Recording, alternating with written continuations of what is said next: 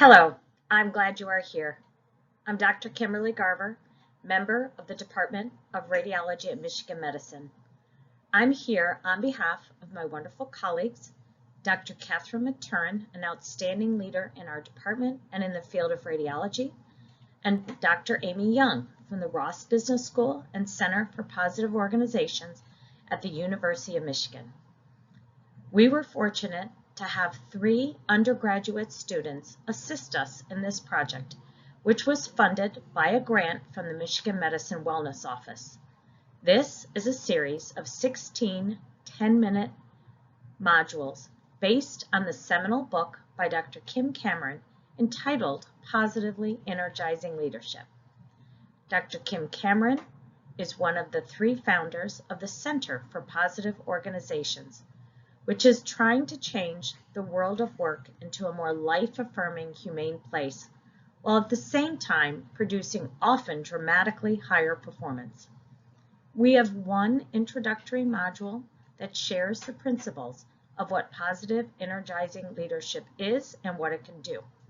The next 15 modules discuss one leadership attribute that was found across many different industries to be empirically validated to improve workplace well-being and performance.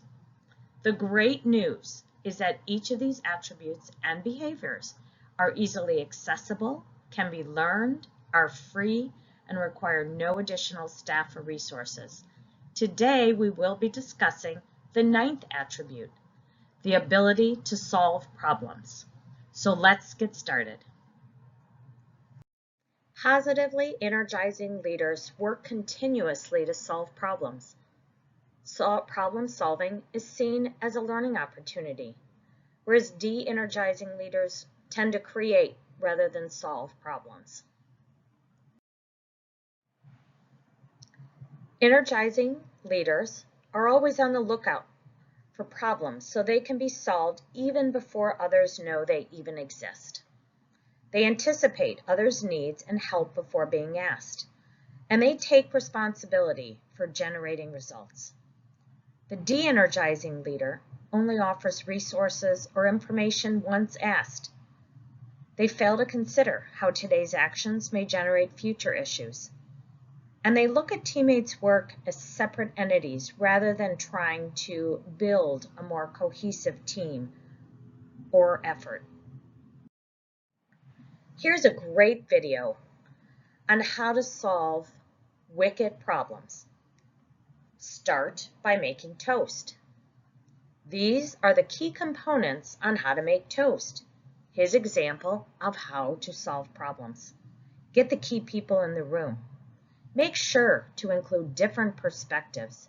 Make the process visible. Use a whiteboard, posters, stickies.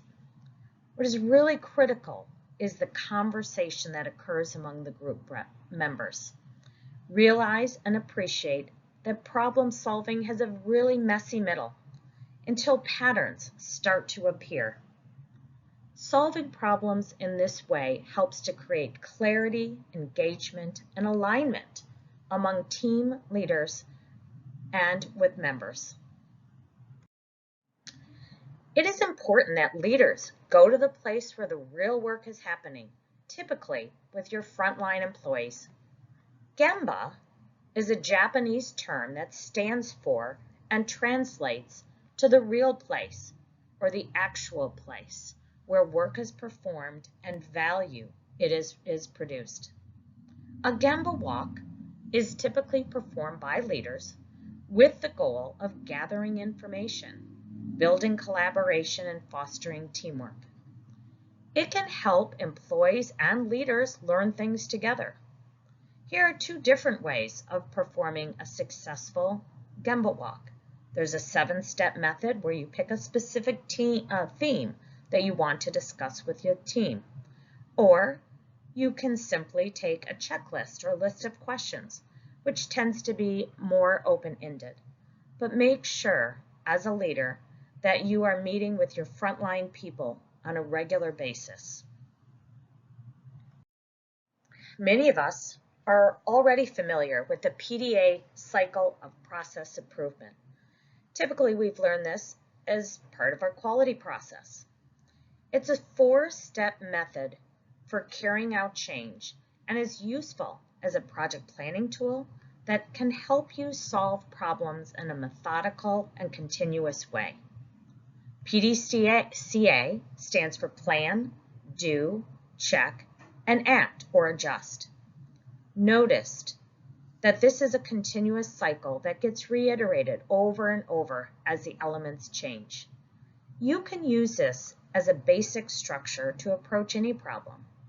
Plan is to recognize an opportunity and plan a change. Do is to test the change by carrying out a smaller pilot study. Check review the test, see how it went, analyze the results, and identify what you've learned. And act or adjust is to take action based on what you've learned. What should you keep? What should you change to implement the larger change process? And remember, this gets reiterated over and over again as a continuous process improvement process.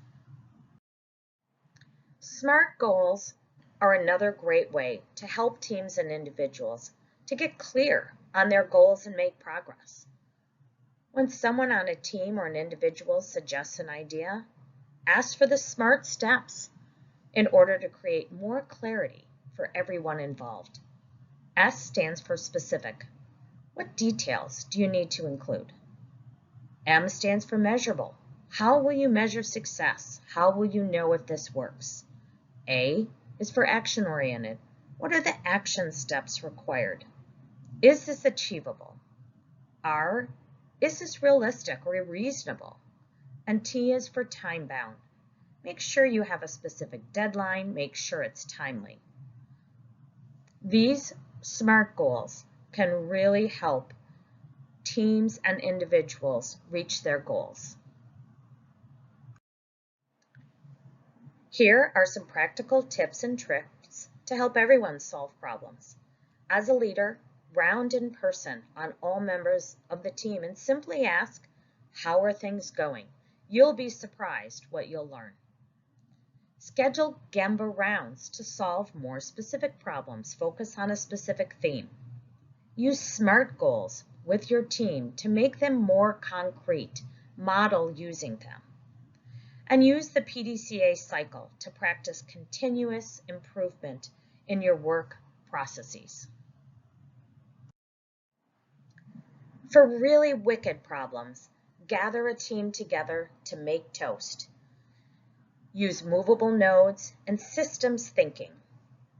Practice active, non-judgmental listening on rounds. Lead with curiosity. Remember to keep notes in meetings or send emails regarding conversations to summarize and help hold people accountable for action steps, including yourself. Create a quality leader and committee and send them to quality training to learn additional lean principles. If you have time, break into small groups to discuss these questions over the next 15 to 20 minutes. Small groups are best kept to 4 to 6 people maximum. Please assign one person in the group to report insights, learn from the group back to the larger group when we return. What did you learn that resonated with you? What did you learn that challenged or surprised you? What suggestion will you implement for yourself? And what suggestion might you implement in your work setting with others? What else did you hear?